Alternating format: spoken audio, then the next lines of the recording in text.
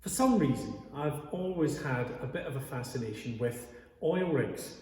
To be clear and a bit more specific, I've often wondered what it would be like to be on an oil rig at night in the middle of a storm.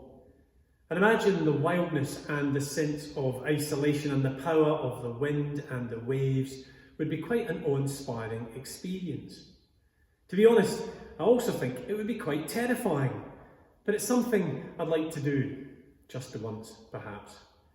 It would be terrifying because the sea has always scared me. Probably because I've never been much of a swimmer, but also because the seas and oceans are really rather scary places. They are vast and uncompromising. The sea doesn't often lose. Seas remind us of how vulnerable, insignificant even, we are in the face of nature doing what nature does. So it's fair to say that I am full of admiration for those who regularly and routinely work in that environment. In particular, I'm amazed and inspired by those men and women who volunteer all over the country to put themselves in harm's way, to help and save those in danger at sea. For me, lifeboat crews are the real deal. And if you don't already know, the RNLI turned 200 this week. Quite a landmark.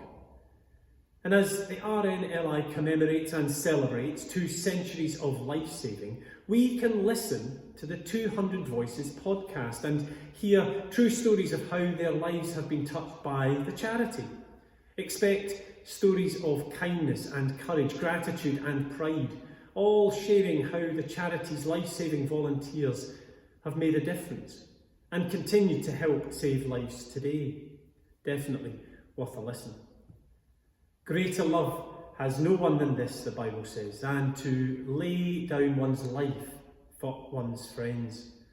Which by my reckoning means that the RNLI boat crews are not only committed and courageous, their determination is not only admirable and impressive, but by their example, whether they know it or not, they are demonstrating what love looks like, what love takes.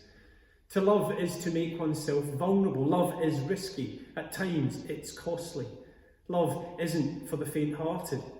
You have to be brave to love. You have to put the needs of others first.